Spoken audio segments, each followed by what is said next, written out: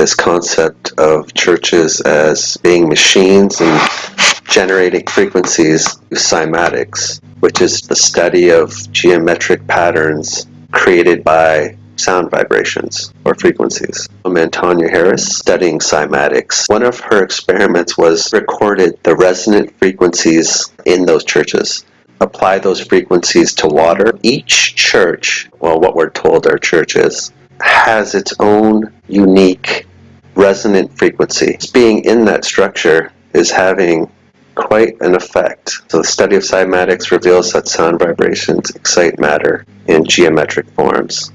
Non-sacred geometry is when they abuse sacred geometry rules to trap energy. Sacred geometry cities like Washington, D.C., Paris, France, London, England, Egypt, because there's a government entity there that has buildings built in sacred geometry, which is ultimately to trap an incarnation cycle and then to enforce reincarnation, which is a concept that didn't originate from this world. Its overt, covert purpose is literally to make people use those shapes in their daily lives to express non-sacred geometry, which limits their ability to connect to the natural grid of Earth. Biodigital social programming. Bio stands for your biology. Your cells, your blood, your bones, your skeleton, everything that makes up your physical hardware. Digital stands for your neural networks, your nervous system, your digital self. Social is your social network, your social media, or your emotions.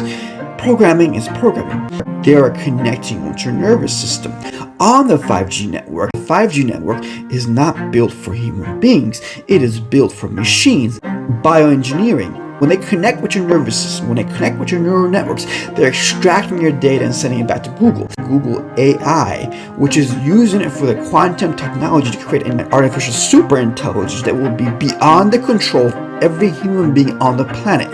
It can break through different dimensions by using certain biofields. Every human being has an electrical field. Every human being has a biodigital field. Proximity sensors attach the digital electrical field of a smartphone to your digital electrical field.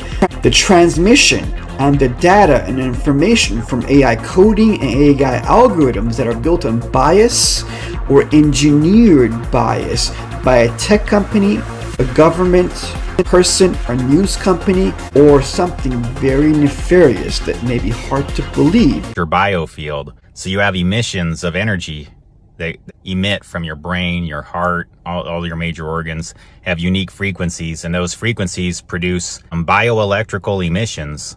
And part of those emissions include what's inside your body. You're all over the place everywhere you are. You're kind of whisking away. You just don't see it. Your blood, plasma, and water content is something that's sort of like all three combined, that when you sweat or you're stressed or you're feeling extreme emotion, it has a burst of energy, and that's included in your aura. I'm trying to explain to people that there's ways to transfer bioplasma from person to person, and it involves electromagnetic principles, scalar type technologies, coiled antennas, magnetic inductive coupling, all kinds of things to pulse a person. Brain frequency has a gamma range between 30 to 100 hertz, and you're surrounded by an electrical field in your homes, and you're told to stay home where you're trapped in this 60 hertz field all around you. So your dollar bill containing a picture of that non-sacred entity is acting as a personal receiver for that non-sacred energy. That's the dollar bill that was meant to be backed by silver and gold. It's now backed by digital documents.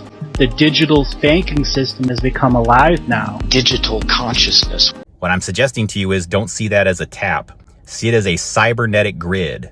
You're communicating now beyond the internet. So use your bioplasma wisely, because it's everywhere and it's communicating back and forth. Elevate love, inspire love, make love, not fear. It's all about this.